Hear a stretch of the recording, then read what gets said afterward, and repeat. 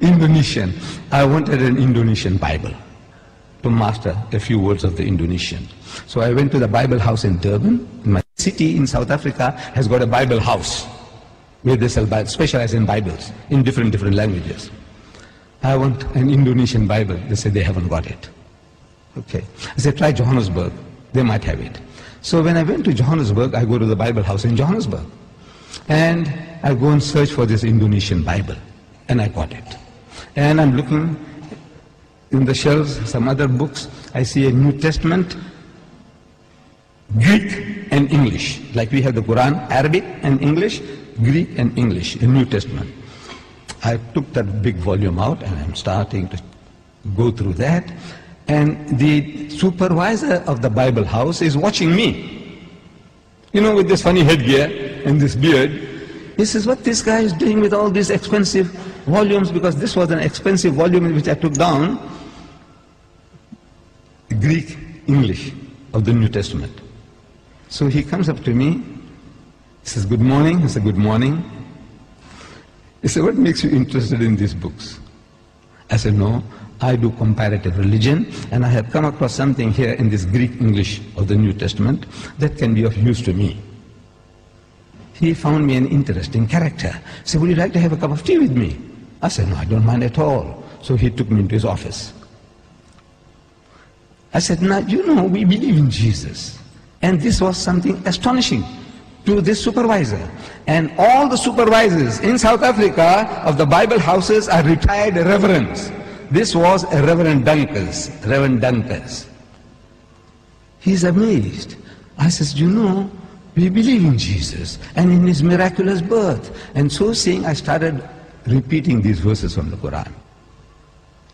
That we believe. And when I read it, he said, no, this is the same like my book.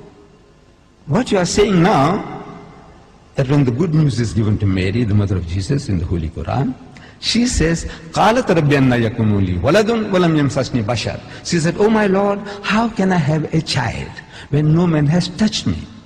Which means physically, sexually. No man has touched me. So the angel says, قَالَ كَذَلِكَ اللَّهُ يَخْلُقُ مَا يَشَاءُ. Even so, Allah creates what He wills. إِذَا قَضَى أَمْرًا فَإِنَّمَا يَقُولُ لَهُ كُن فَيَكُونُ. Whenever He decrees a matter, He merely says to it, be, and He wills it and the thing comes into being. So the Reverend says, man, this is the same as my book. I said, yes, on the face of it, it's the same. But if you look at it intently, you'll find the difference between my version and your version is chalk and cheese. You people know chalk and cheese? You know the difference between chalk and cheese? The Canadians didn't know. The Canadians, I'm telling you, when I went to Canada, I spoke about chalk and cheese. They didn't hear that phrase before. We, the English people in South Africa, we know, everybody knows chalk and cheese. Chalk and cheese may look like white, but it says that's poles apart. You can't eat chalk, but you can eat cheese.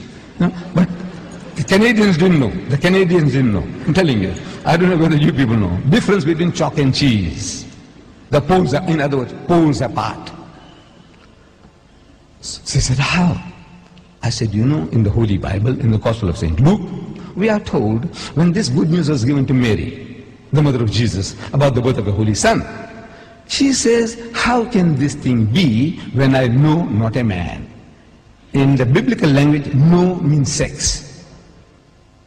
No to know means no sexually. Not she doesn't know a man. She knows her uncle, her fathers, her neighbors. Surely she knows other men. But no. No in the biblical language means sex. In the Quran it says, no man has touched me. Again, it means not touched me, means had sex. Both the Quran and the Bible are saying the same thing. The replies to them are revealing. In the Holy Bible, the answer to Mary's protest was that the Holy Ghost will come upon thee. I'm reading the Bible to you. Luke. The Holy Ghost will come upon thee, and the power of the Most High will overshadow thee. Now that gives you a mental picture. The Holy Ghost is a person. That's what the Christians say. The Father is a person, the Son is a person, and the Holy Ghost is a person, but they're not three persons, but one person. I don't know whether you heard that expression before. But He's a person. This Holy Ghost will come on Mary. How? See, it gives you in your mind. It makes you think how. like a man and a woman, like a bull and a cow. How? The Almighty will overshadow her. How? No, it gives you a mental picture. So I'm suggesting that it gives you a mental picture. How the Holy Ghost will come on her. We know it's a miracle.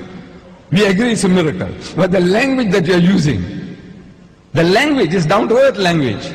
The Quran says, وَإِذَا قَضَى أَمْرًا فَإِنَّمَا يَقُولُ لَهُ كُن فَيَكُونُ. For God to create Jesus without a human father, he says, kun, he says, be, and it is. For him, it's just to will it, and he comes into being. So, I'm asking the Reverend, I said, now, between these two versions, we are both trying to say the same thing. We are both trying to give the same message, that he was born miraculously. There's no doubt about that.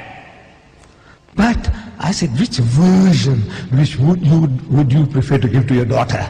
The Quranic version or the biblical version? We are both trying to say the same thing. He said, he bowed his head down in shame, and he said he would prefer to give the Quranic version. This is Reverend Dunkers, the head of the Bible Society in Johannesburg.